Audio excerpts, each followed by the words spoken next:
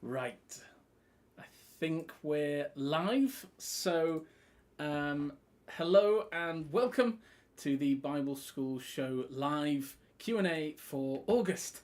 So every month we try to run one of these live Q&As. If you're a part of the Bible School Show, you might be going through the content, through the terms, and maybe you're picking up questions.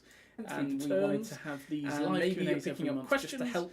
And you're going to have these live Q&As picking up questions, and then just as we talk about live Q&As picking up questions, and then just as we talk about live getting ready for questions, and then just as we talk about live getting ready for questions, and then just as we talk about live getting ready for questions, and then just as we talk about live getting ready for questions, and then a little bit about what we're live getting ready for questions, and then a little bit about what we're live getting ready for questions, and then a little bit about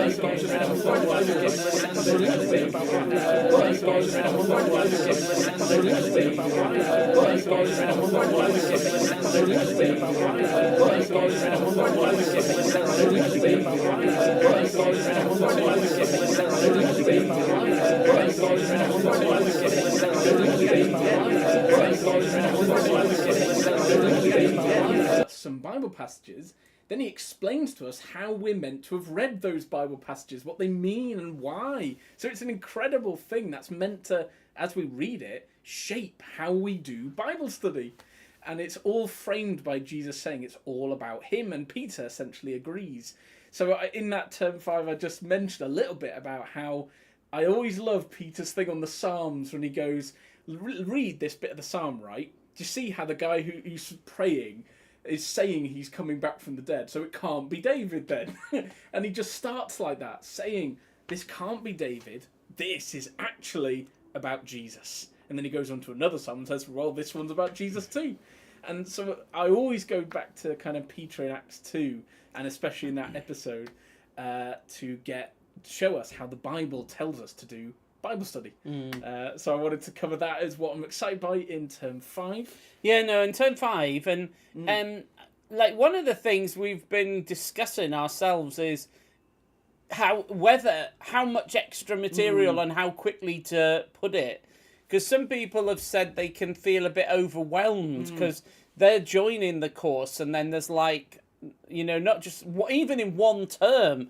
Like, sometimes there's 50 or 60 resources to get through. And we've not exactly had complaints, but there has been this concern that is it too much for people to handle and people feeling overwhelmed. And then, because we notice, like, not everyone's caught right up to term 5, and we can see, like, what people have managed to access and have a look at and things like that. And we're aware that it may be that there's not many people who've got through everything. So we're going to do it. We're getting all the term 6 stuff, but we are always a little bit bothered in case people get too overwhelmed because there's just too much material waiting there. But we'll get on with it. But you could always drop us a note and send us a message and tell us what you think. Is it whether there's too much material or how would it be better to slow down at the speed at which it comes out, things like that. But no, in term 5, the first lecture I did in that one was what does the word spirit mean? And it's a kind of real big one, that because people think they know what the word spirit means, and they usually think, oh, it kind of means immaterial, like ghostly. But is that the way the Bible uses the word spirit? And if you are a spiritual person, does that mean you're a ghostly person or you're not very physical or something? And then we think, oh, well, that doesn't sound quite right. So, well, that's all in that first one. And it's going through we're still working through the doctrine of God in the theology section. And the one that I've been working through, I think we got up to study 15 in term 5, and so term 6 is the ones we've been preparing. And so that one goes on from study 16 in the Frameworks volume 2.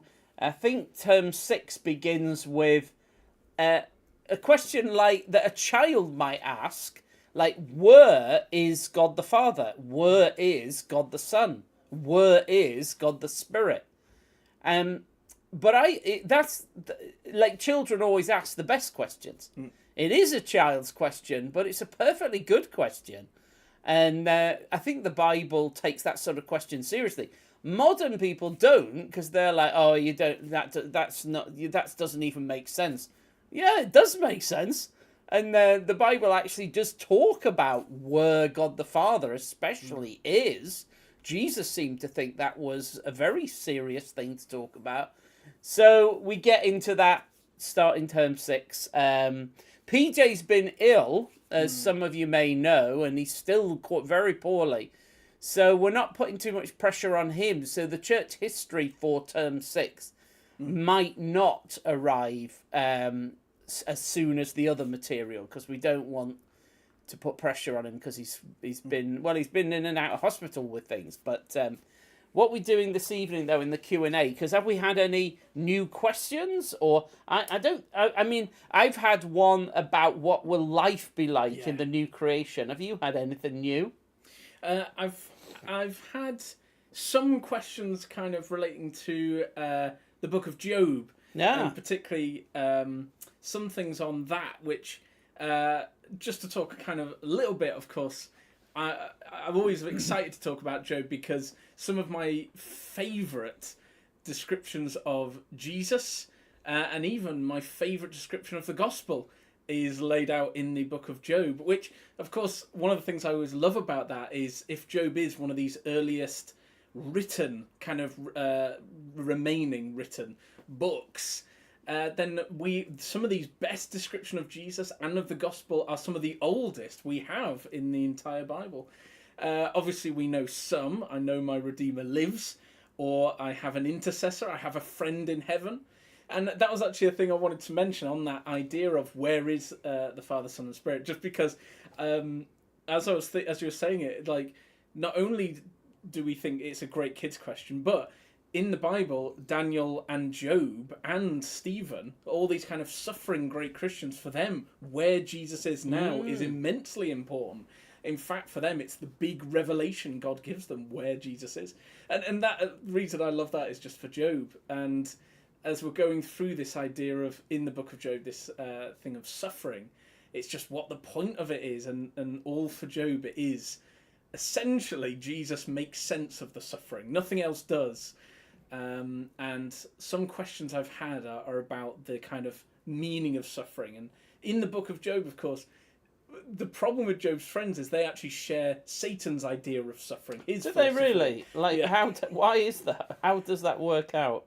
Well, because they sound as if they're trying to think it through theologically. Yeah. But what's really going on there?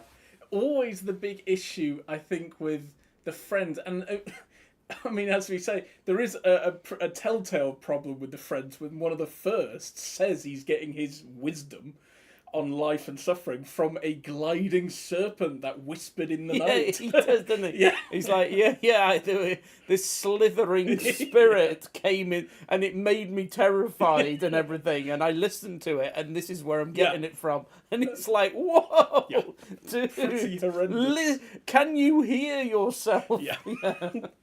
Not only what the serpent essentially was saying, and all the friends, and in a way what the devil's kind of saying is, for all of them, they think suffering's only if you're bad. God sends suffering if you're bad.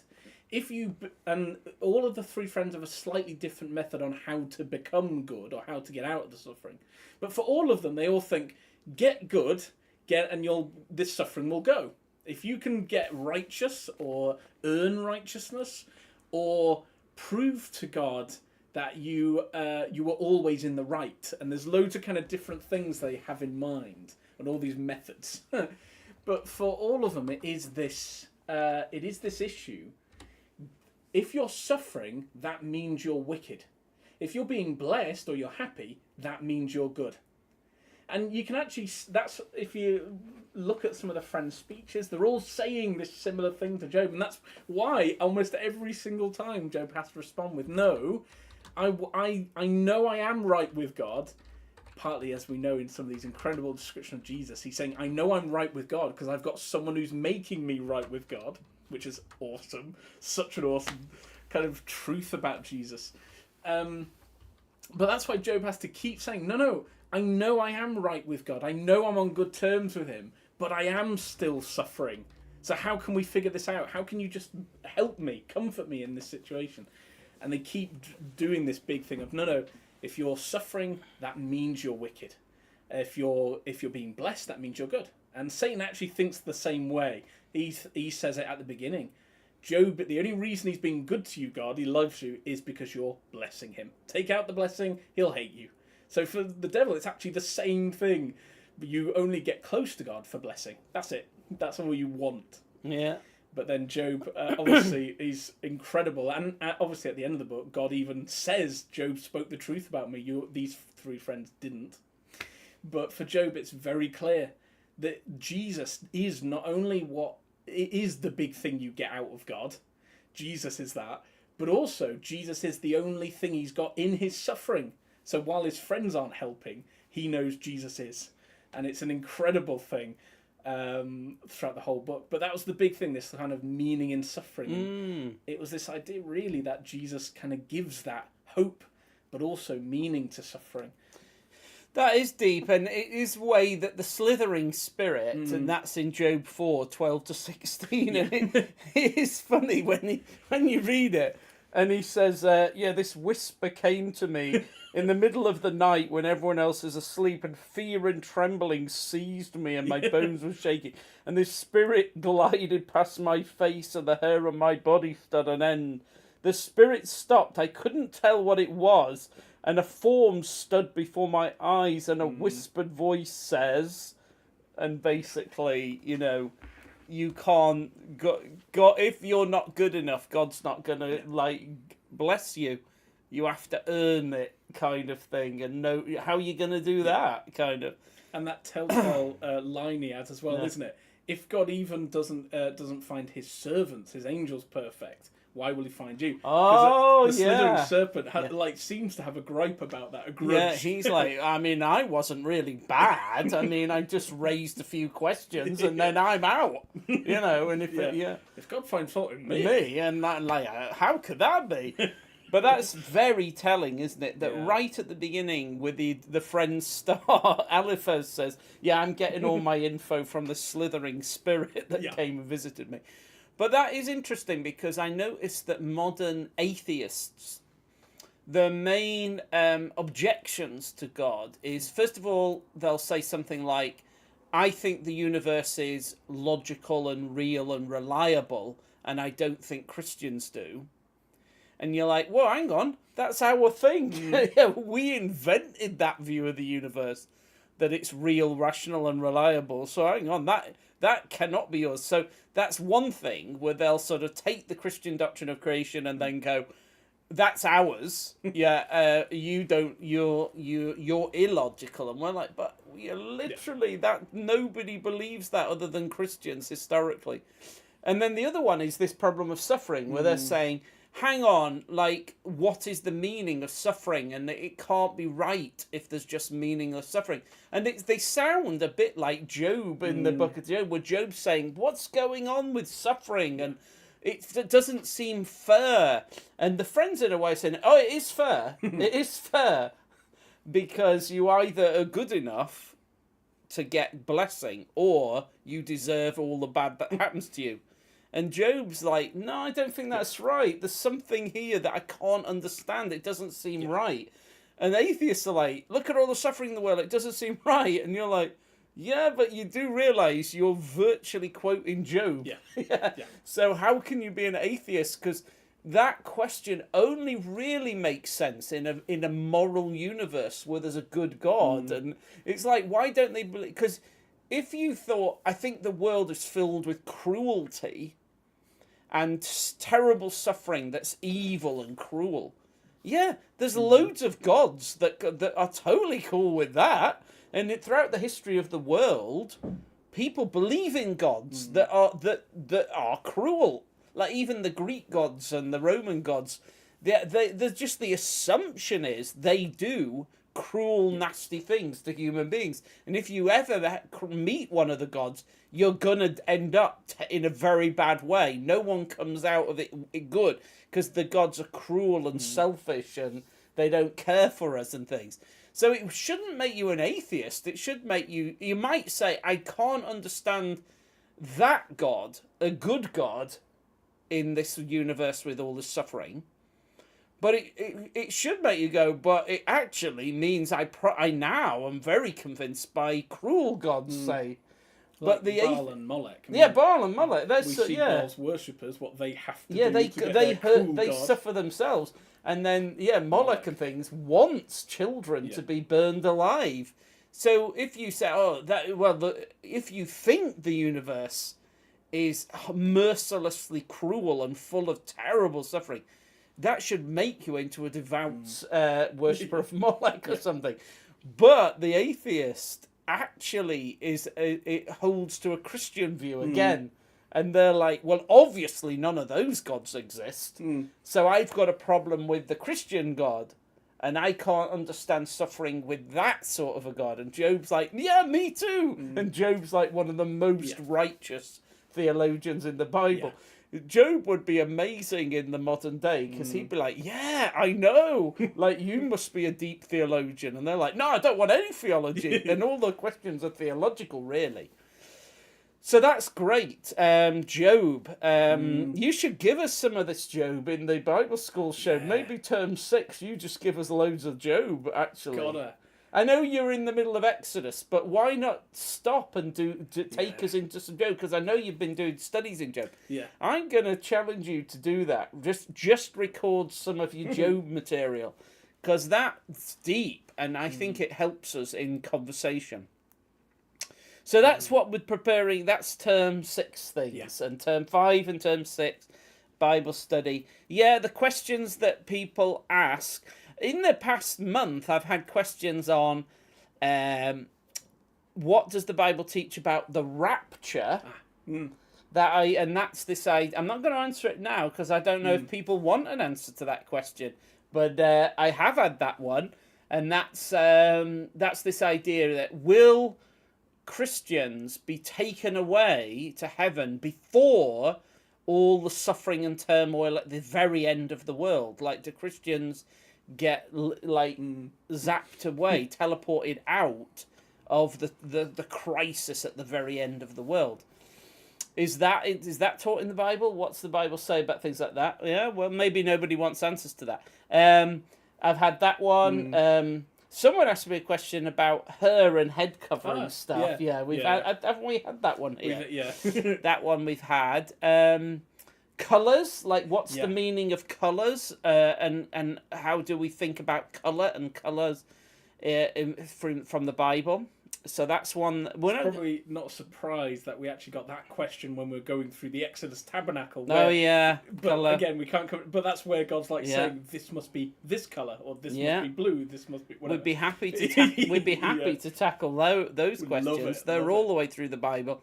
Very deep color. The question of colours.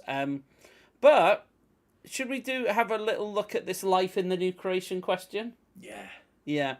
Do you want to set it up for us? Do you understand the question that people are asking on this one? So one of the big questions, and I've obviously, like leading to Christmas, I get that a lot, and I know a lot of people will get that, but this idea of how is life going to be different? And a lot of that, I mean, we're even talking about what is spirit, and some of that plays into what's it going to be like. Is it going to be a totally different way of life? What's it going to be like living in the new creation? What's going to go and what's going to stay? And essentially just how will life operate? How's it going to be so different to what it is now? Because as we were mentioning, we do believe this creation has had something wrong deep at its core. So what's it going to be like when this creation has that fixed? What's that new creation going to be like? So often some of those questions often tie in with things like dieting, or things like worship. How are things like that going to work? How are we going to do what we do now? Are we going to be doing anything physical? What's that going to be like? So that's one of the big things. What's day-to-day life going to be like in that kind of new creation? New creation. Because I think sometimes... Oh, and I think Beth and Pekka are here. The One Truth Project, amazing. It's one of our favourite things in the whole world, the One Truth Project. So if anyone hasn't, of all the people that watch these vids, if you haven't been and looked at the One Truth Project, make sure you do. There's free courses that are absolutely excellent. I can say that because I've helped to produce some of them. But they are excellent on the Trinity. Well, all sorts of things. And Beth has written amazing book on how to talk to Muslim friends and neighbours, and particularly at the moment in Britain, it's a big thing to be able to be friendly and talk to Muslim friends and neighbours and show that we love them and we appreciate them, but also how to have meaningful conversations about Jesus. We'll have to have Beth on the Bible School show. She'd be amazing. She knows everything. Well, certainly about this sort of a subject. So she's asking us to do the meaning of colours. So well, let's get that down, and maybe in our next one, let's make that a feature. September's one. But let's carry on with this life in the new creation, because often I've heard people the Bible gives the impression that we should always be thinking about our future hope. And it comes up a lot in, like, Jesus talks about the future, the end of the world, and what's next, more than any other subject. And it's constantly being spoken about in the scriptures as if our hearts and minds are occupied a lot by our future hope. But I found over the years that people would go, okay, so what is it going to be like in that future? When we're resurrected, what's that going to be like? And the general answer I found that was usually something like, oh, well, we can't know. There's nothing to know, but it'll be good. But that's not good enough, really, because people are worried that it might not be good. Especially with some of the ideas of what life will be like. Yeah. What do you mean? Like when go on. The floating around, not doing anything. Sitting on clouds approach is, I know, to me, like I genuinely find that kind of a scarily bad view. It's just this idea of we're just going to be useless, or we're going to be like meaningless, just floating background characters.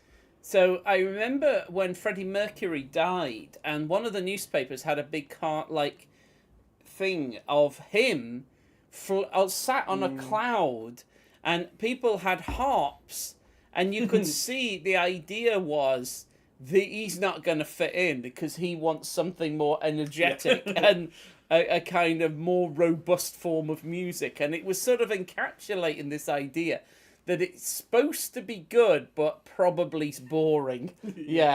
And then you even get that explicitly taught sometimes in theology, where people will go, it will be amazing because what we're going to do is circle around God and just contemplate God forever. And then... Like, I found that if I say, does anyone want to get together, like, on, I don't know, Friday or Saturday, let's have the whole day, and we're just going to contemplate God silently for the whole day. Who's up for that? I tell you, I won't need tickets. It's people will just instinctively think that's boring. Now, like, if we're very spiritual, we might say, no, I don't think it is boring. I think that'll actually be really good. And if we're genuinely really spiritual, we might actually enjoy that. But it's not obvious that that's using the full capacity of our human talents and abilities. I mean, if we thought hard, we might say, yeah, it would do. Yeah, whatever. But does the Bible actually give the impression that is what our future is? Does it ever say that? And then, of course, it doesn't. That's just the thing that philosophers have come up with. It actually is really a thing that probably Plato might agree with, and he might have got excited about. But Christians, the prophets and the apostles in the Bible, don't seem to ever talk like that. No. So what will it be like once Jesus has returned and we're living with the living God, Father, Son, and Holy Spirit, on a renewed earth together? That is a question as well. That came up in the past week or two. Is it going to be a renewed universe or a new heavens and a new earth? And someone was saying that, well, the Bible says it's a new heavens and a new earth. So this one is going to be just completely destroyed, annihilated. And there'll be a completely brand new one. I mean, is that right? Is it going to be annihilated and there'll be a totally brand new one? Is that what the Bible teaches? I wouldn't feel so. Yeah. Because? Well, one of my favourite is that creation's groaning for a new kind of humanity. Romans 8:18-25. Yeah, the creation is looking forward to redemption, not annihilation. So it's the universe is like, when am I going to get free from the bondage to decay? And that's true as well, because Jesus went into the tomb with his broken body, dead, crucified, battered body. And then in his resurrection, it's the same body, because he has the scars. That's why he retains the scars, to prove it is not a different body. It's the same body, but now immortal, redeemed and made immortal. And that because people often say, why does Jesus keep scars? Well, it was handy for Thomas's sake, because Thomas wanted to inspect them.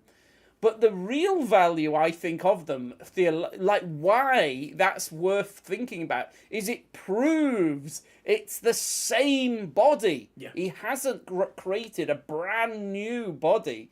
Like, if he came out with if he came out in a body, even if it was the same body, but it had absolutely no scars or anything, I think everyone would think he's just created a totally brand new kind of super body.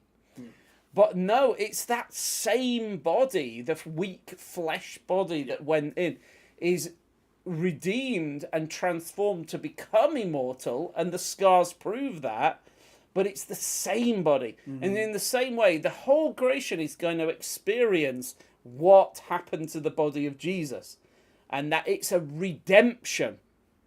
And so I often say,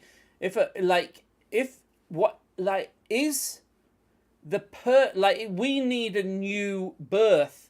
The same word, like palingenesia, a new Genesis. That's the word used for the whole creation. Jesus says, at the renewal of all things, he says that in Matthew, and the word he uses is palingenesia, at the new birth of all things. But we have a new birth. Yeah. We have the same thing, a palingenesia. It's in Titus 1. So if we have this born again, and the universe is going to have a born again, are we redeemed? Is our heart redeemed or replaced? Are we redeemed or are we replaced? Well, we're not replaced. We're still, it's not as if he's like, well, I'm going to get rid of Paul Blackham and have a new human who isn't. That's not salvation. That would be replacing me with a better. I could understand if he did do that, but he doesn't do that. He does redeem. So I think it is important to say, though it's this universe that will be redeemed. Yeah, it'll be totally transformed and so on, but the resurrection body of Jesus is not like, it's not suddenly got 8 legs and 4 arms and is 15 foot tall or anything. It's kind of the same. Yeah. So it's a redemption that doesn't totally change it. It just gets rid of whatever's bad. Which, I guess in that way, that is what the flood, Noah's Ark, is. It's meant to be a similar-ish experience to that one. Brilliant. Where it is essentially the same earth, but it is a kind of cleaning and a new kind of... a washing away, taking away. Because it actually uses that language, that all the wicked were taken away in the flood. So it's a taking away of what's wrong with the world to leave it refreshed, as if let's get it back. It's almost like a factory reset kind of thing. Because even in the flood, it is interesting that it kind of goes through a creation process again, with the water rising and then everything being unveiled as it was in Genesis. Yeah, just so like that. A recreation. in a way. And then Yeah. he actually gives them the new commission: go Yeah. multiply and all that sort of thing. So it is that is the model of new creation, the flood. So when that happens, and Jesus does this, but in a bigger sense, and he clothes the entire universe in immortality. What will we do? Because if we look out at the universe, it is so vast, so huge, so many galaxies, millions of galaxies, and each galaxy is incomprehensibly large. What's it for? Well, once you realise that the heavens and the earth, that is our home to live with the Father, Son and Spirit and all the angels and everything. It's our eternal home. An everlasting home. So the size of it, initially, it's like inconceivably large. It's too big. But if you think, no, this is where God's going to live with us forever and ever and ever and ever and ever and ever and ever, then you think, okay, well, it's good that it's almost infinitely large, because we've got an infinite amount of time to live in it and explore it and do something with it. So I find the size of it starts to make a lot more sense. And then in Luke 19, when Jesus was noting how Zacchaeus responded to him, he told a story about a nobleman who gave 10 of his servants money to care for. He didn't give 10. He gave servants money to care for. And then this nobleman, he becomes the king and then returns to see what they'd done. And one was given charge of 10 cities, another was given charge of 5 cities. And that's interesting because they were given some money, and then he says, how did you use that bit of money I gave you? And the one who'd handled like £10 well, it's like, now I've returned, now I'm setting everything up for permanent. You are going to be in charge of 10 cities. And then Jesus is implying that when he returns then, he's going to be giving out responsibilities. And there are jobs to do in that new creation future of the kingdom, his kingdom. And some people then will be managing cities, and some of us will be living in those cities, and people like me might be like street sweepers or things like that. We might be given that level of responsibility. But there'll be some people, and I always look at them and I think, God, yeah, the Lord could trust that person with managing a lot, and they're very good at handling people and get the best out of people all the time. And you think, yeah. And you can see that, how they use their gifts. And if they've used... And a person might say, well, I haven't got that many gifts. But in the story, it's like if you've been given a little and you use that well, you'll be given more and then more and then more. So it's like there's no limit to what you could end up with. So I like that, the implication in that story, that there's a lot of responsibility and a lot of things to do. There's jobs to do. Similarly, in 1 Corinthians 6, verse 3, it says we will judge angels. And you think, what? Because if the whole creation was placed under humanity, but now we are less than the angels. We have been made lower than the angels, and Jesus then became one of us, lower than the angels. But that wasn't supposed to be our place. Our place was supposed to be at the pinnacle. Yeah. But we fell down and are lower than the angels now, but will be restored to this. And one of the things we will do, 1 Corinthians 6, verse 3, is judging the angels, sorting them out. And all that idea of these principalities and powers that are throughout the universe, rulers, authorities, it's there in Colossians 1, 15 to 16.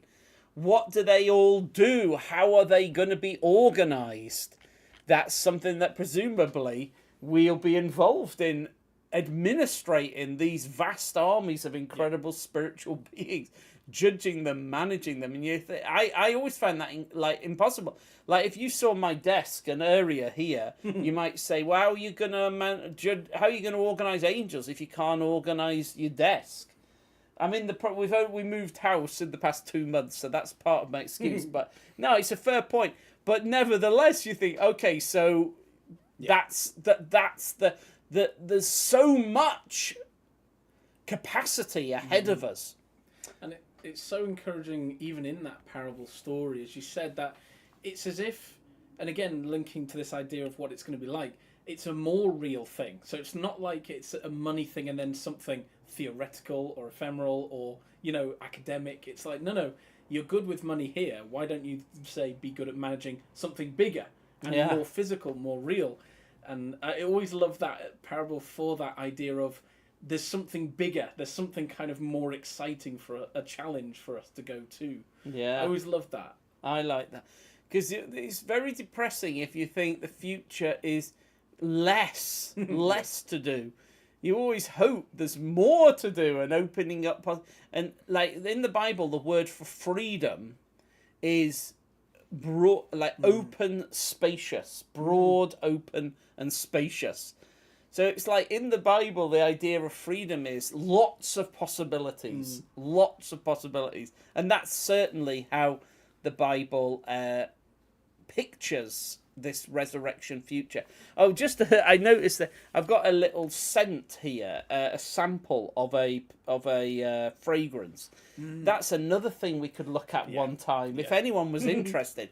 A theology of aroma and scent and things like that. Anyway, maybe no one's interested in that, but that's one we could do. Right, let's carry on. We've got it, because Exodus brings it up. But... No, I know, but people may not be interested in that. Yeah, the colours that people might be interested in, but fragrance. This is a proof that my desk isn't organised, you see, because I had this little sample weight of the...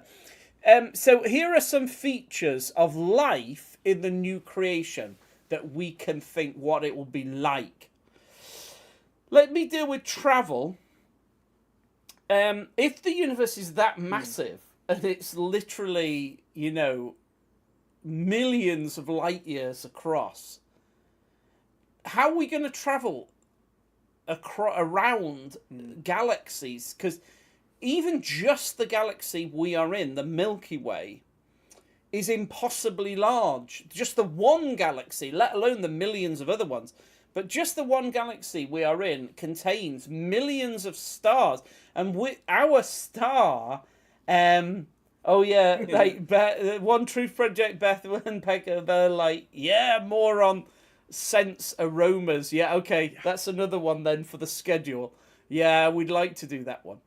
But the universe is so big, and we have one star, the sun, and just travelling around what we call the solar system, the planets that are orbiting around our sun, that's kind of impossible. Like Elon Musk is like, I think we should try and get to Mars.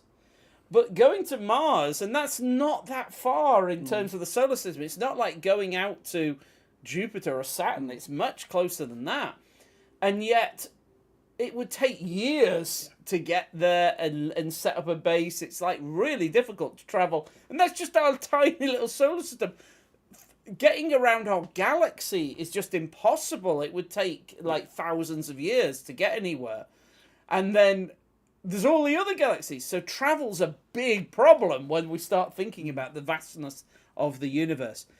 But in the Bible, if we pay attention carefully, like Ezekiel, he was in exile in Babylon, and then the Holy Spirit just picks him up and moves him like a big long distance, many hundreds of miles, and dumps him in Jerusalem, and just quickly takes him to Jerusalem, shows him stuff, and then whisks him back.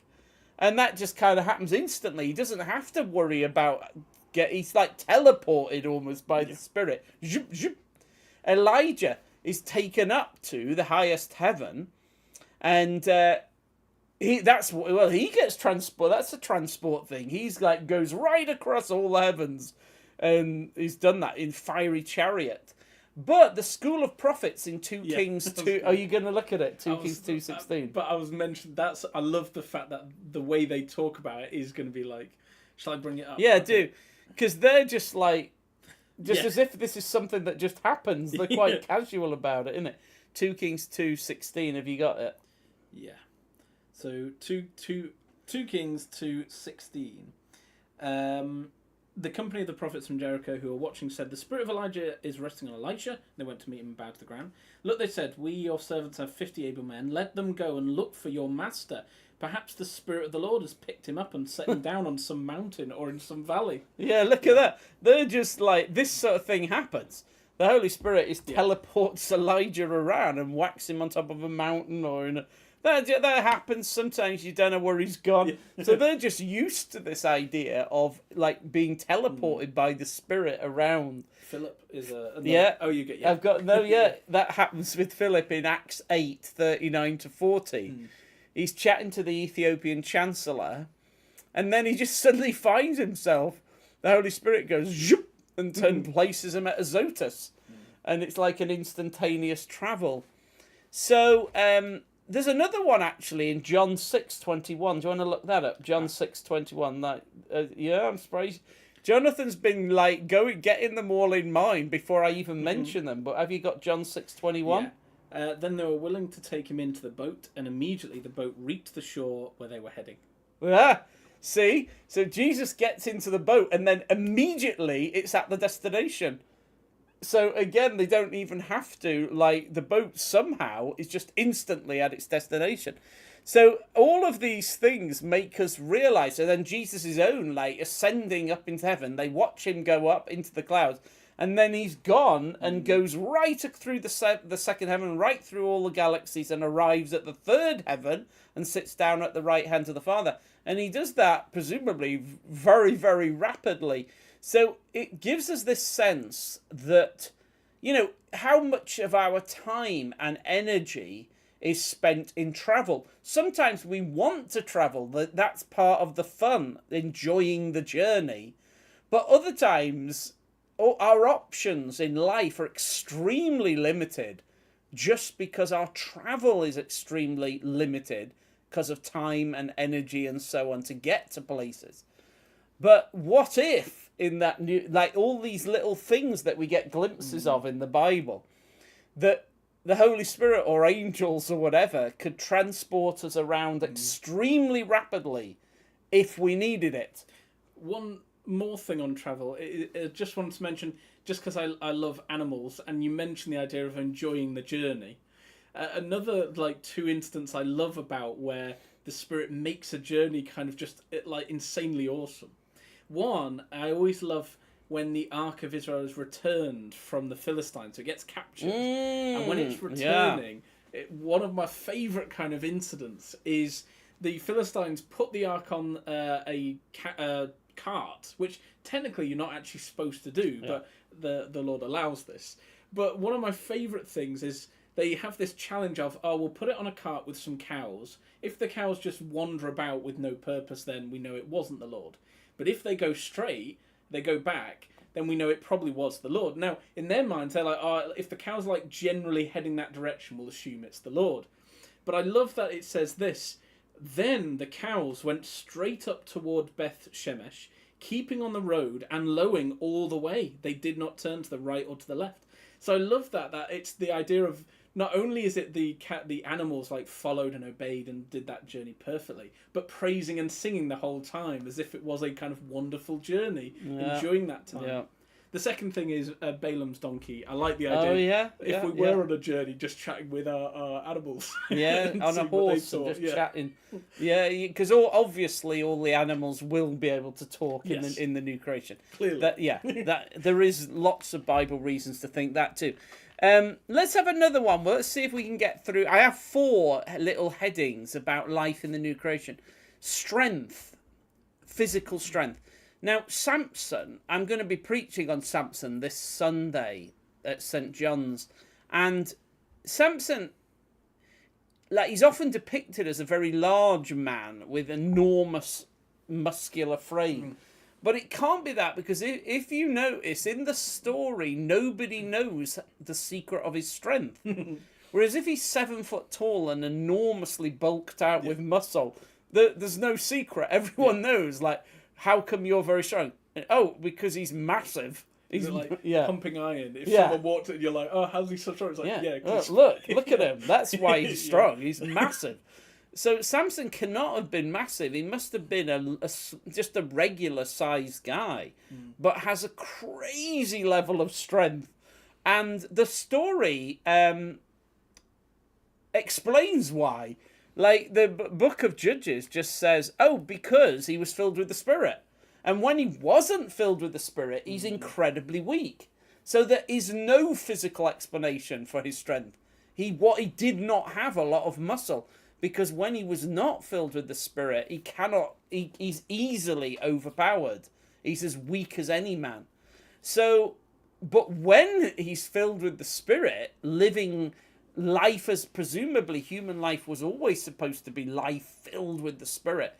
When he's doing that, when he's filled with the Spirit, he's able to lift like really enormous weights. Not like sometimes a person is able to, say, lift up the back of a car because they're in an incredibly perilous situation. They find they have more strength than they thought they have, and they're able to kind of lift up the back of a car, and so someone can get out from under it or something like that. Okay, but we don't generally think that is like a supernatural thing. We tend to go, under extreme pressure, we are able to find more strength than we thought we had. But you don't get someone who, say, picks up a van and literally holds it above their head and walks for 20 miles with it or something. Nobody ever does that, but no matter how adrenaline filled they are.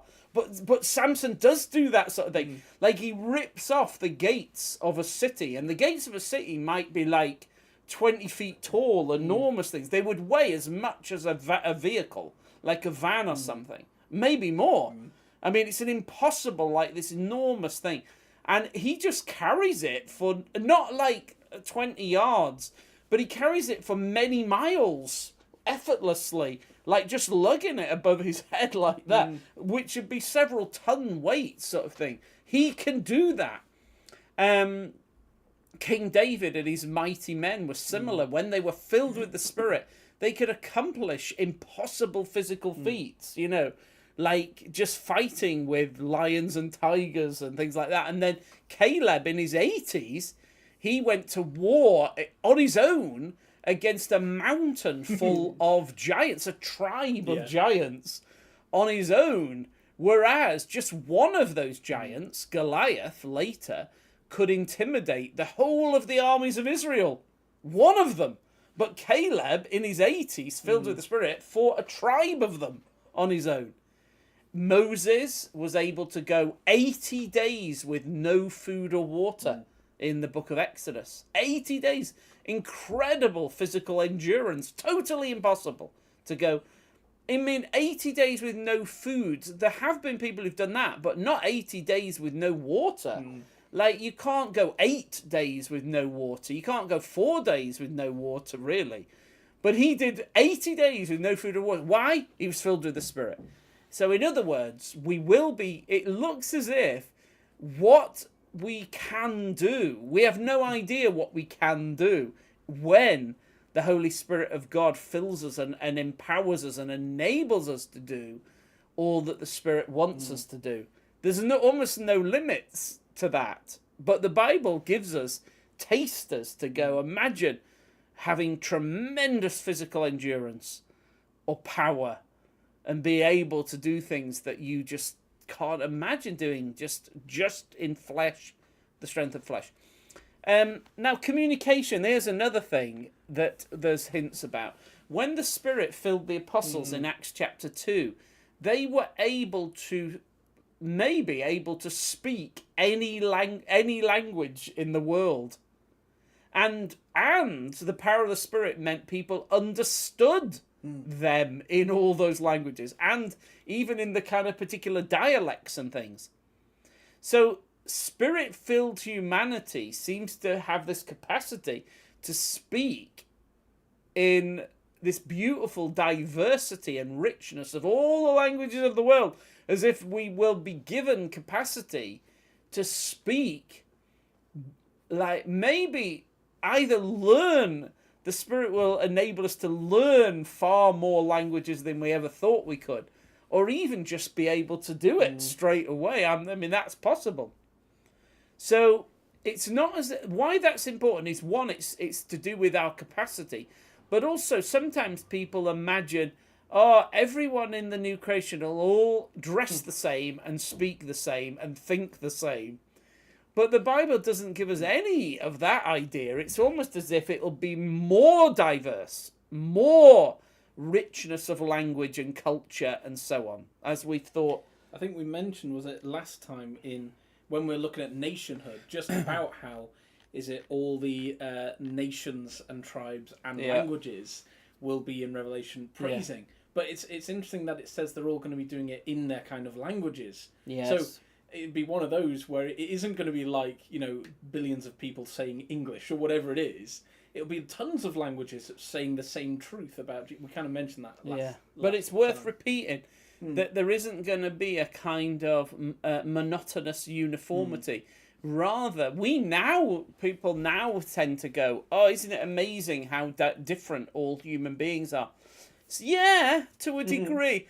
But I'm often also disappointed in how easily we're like sheep and how we give up our like individual uniqueness and end up kind of just wearing the same clothes that everybody else does and thinking the same thoughts and taking the same opinions and liking the same music or thing. Do you know, like sometimes I think in our fallen state, we have a tendency to be boring and monotonous. And it's as if the Spirit of God yearns to set us free from that and say, no, you can be much more diverse and rich and interesting than that. Why be like just a herd all like going along? The spirit-filled people in the Bible tend to stand against the crowd and are more individual the more spirit-filled the person is in the Bible. So there's that, language, culture. There's maybe just time for one more to do with food. What kind of food do we have in the new creation? Jesus often talks about like the marriage feast of the Lamb. So Jesus thinks food is going to be a very big part, at least at the beginning of that new creation future. He knows there's going to be like a huge feast and banquet that's going to happen, the marriage feast of the Lamb. He obviously is excited about that because he speaks about it and it's mentioned in Revelation. But what about the constant diet? Right at the beginning in Genesis 1, 29 to 30, which one have you got for us? Oh, I had the... let's come to... I'm going to mention that in a second, so keep that. Yeah, Genesis 1, 29 to 30, the animals were given green plants to eat, and we were given green plants and fruit and seeds. But nothing died for food.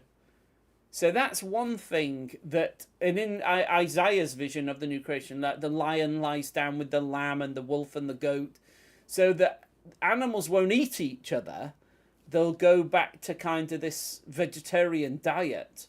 But since the time after Noah's flood, the Lord gave us permission to eat animal flesh in this fallen world where death is such a big feature of it. So he gives us that permission. But in it's like in a world where even lions, tigers and wolves will eat grass. Our own diet in the new creation, I think, will also be set free from death. Though there is this question of fish. Yeah. That is a problem, isn't it? Is fish in or out in the new creation? I would probably say in. Yeah. There's two major examples. The one is at the end of Ezekiel. Ezekiel lays out a city, and there is this river pouring out of the temple, and it mentions how this kind of new city will come to this like river of life and fish in it, and get fish.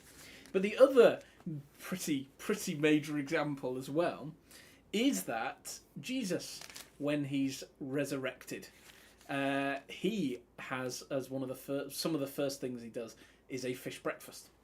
And that again kind of links into this idea of, in his resurrection, we believe this is this kind of new creation life. He's doing it early, the forerunner.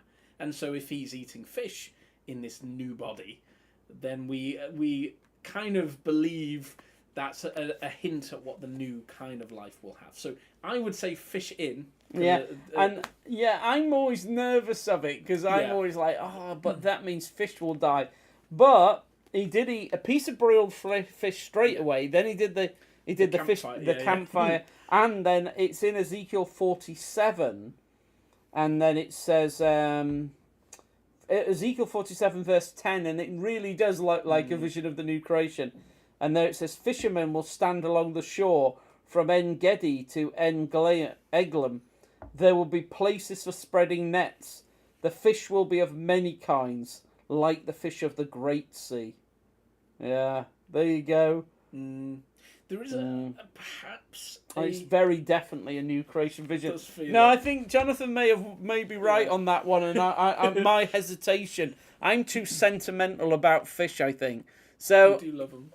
But I think as well, like, even though our diet will change in radical ways, obviously, and there's the tree of life, and that is mentioned here in Ezekiel 47, but in Revelation, it bears different fruit every month. Yeah. Because we're used to a tree produces one fruit for a sum of the time in the year. Yeah. And Jesus is annoyed when the fig tree doesn't have figs on it, and we're like, whoa, that's totally unreasonable. It wasn't even the season for it.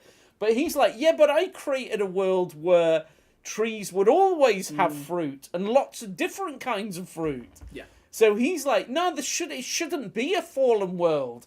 That's why there's a curse, and he curses the fig tree because it is fallen and it isn't able to produce fruit all the time. And then we're like, but that seems so unreasonable. But then we think, how does he view the world? He thinks trees should not only produce fruit all the time, but different fruit every flipping month. And it's like, whoa, that's like insane variety and richness. Because I like, I think it was the KJV that even phrased it as seasons. And I even like that idea, obviously whether it's month or season, but almost as if the Lord's kind of saying it's like, not only are there going to be more fruitfulness and that, but this idea of almost there'll be more seasons, it'll be like more times, more things we're going to go through, more kind of feelings. Yeah. Variety in weather and temperature and plants and things. I do think that's right. And our Christian ancestors, had much better names for the months and the seasons. Yeah. That's another one we could do, isn't it? That'd be good. Because PJ loves doing that, all the different names that Christian ancestors had for the months and the seasons. But we won't get distracted by that now. But like, imagine, like, now we live in this order of death and decay and disease, and our bodies are constantly having to fight against invaders, combat disease, expel parasites, purge away impurities. Think how much of the huge amount of energy our bodies put into fighting off dangers and invaders and impurities and disease. But imagine, what will it feel like to live in an environment where there are no invaders, disease, parasites, impurities, nothing. No energy is expended just trying to stay healthy and stay alive. What will it be like to have bodies that don't have to fight to live? But what if, like if you remember, when the curse is given to Adam, it's like you're going to have to fight to survive now by the sweat of your brow and so on. And the thorns are against you and the creation's against you. But when it isn't against us, how easy it will be to eat and live and be healthy. There's all sorts of things to say about that, but we've run out of time, actually, Jonathan. That's it. Time's up. I think, okay. You close us off with whatever you want to say. There were a couple of things.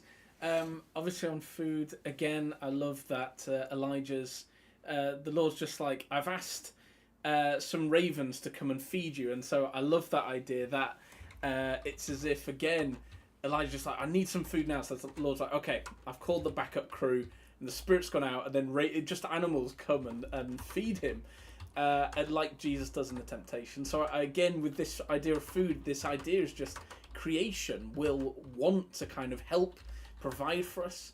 But I also love that last point that it's because again, and this is to combat some of that bad thinking of the new creation. It's as if we're not going to do any work. But the key with the removal of Adam's curse is it's just that our work won't be in vain. So it was always meant to be Adam would toil the ground, but it's just the way it is now. We produce thorns, thistles, waste, and we don't produce much.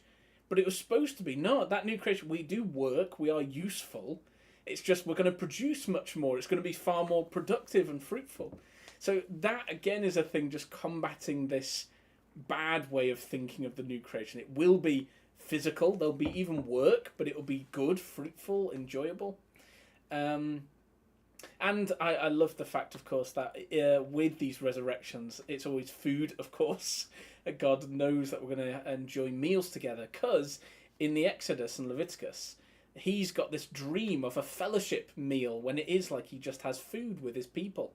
And for him, that's kind of the dream, the pinnacle, is to enjoy parties, really, in one sense. And then just perhaps a little thing that's a total side note, but we mentioned how there isn't going to be this thing of just sitting around, like, contemplating God. Because as we know, even Jesus with his disciples sends them away to places or travels to locations, or after the feeding of 1,000, he sends people back to their homes. So even during his gospel ministry, he's not saying, spend every minute with me, contemplating me. It's not that. He wants to enjoy life with everyone there. Yeah. Even in the Garden of Eden, remember, they know what it sounds like when God's walking towards them. Yeah. Which means he wasn't there all it wasn't the like time. Yeah, he was behind their shoulder watching every move they made. Yeah. It's like, no, he's enjoying his garden. They were supposed to enjoy it too. Yeah. So just little things of it. It's meant to be a much more fruitful, enjoyable kind of time now. Abel's asked this question. Yeah. Prior to the fall of man, God gave Adam a companion, Eve. In the new creation, will we be without a companion? I've often heard that romantic relationships will not carry on. Now, I've said that is a great question, but it's almost too big for us to quickly answer. I'll just quickly say, I actually think there might be possibility of romantic relationships in the new creation. But I don't think we can fully unpack that one, because it involves so much. It's complex. We need to cover a lot of the angles. Yeah. So Abel will be happy if we just postpone that. Yeah. If that's okay, and we'll get a schedule and we'll put that on September, and we'll give some priorities. So we're going to do scents, we've got colours, and we've got this question of romantic relationships in the new creation. That's one I've worked on a lot, one, so yeah. Definitely. That would be awesome. But I think just for this time, we'll close. So just as a reminder, if you this is the Bible School Show live Q&A, and if you'd like to join our terms, you can on our website, bibleschool.show. If you just type that should get you to our website. We're going to be starting the term 6 soon, but we'd like again, just a reminder, would like for you to tell us how would you like the content to come out? Is it too much? What would you like in going forward? Things like that. Send us some messages. And hopefully enjoy all the rest of the terms. If you have one of the memberships, you've got all 5 the previous terms. So we hope you can enjoy all of that. And if you've got questions, come back here for next month. Although we may only be able to answer those in the October one, given how much there's a lot there. Yeah, but we will also, one of the things is how should we do more than one a month of these question times? That's another thing we thought about, and you can feed back to us on that. Yeah. But is that enough for now? I think that'd be everything. So do email us, especially about that last one, if you'd like more lives. Let us know, and we're happy to do that and work that out. But thank you, everyone, and we hope to see you and cover some of these great topics and questions next month. So that will be the first Wednesday of September, 7 p.m. For our next Bible School Show live Q&A. Thank you, everyone, and we hope to see you then.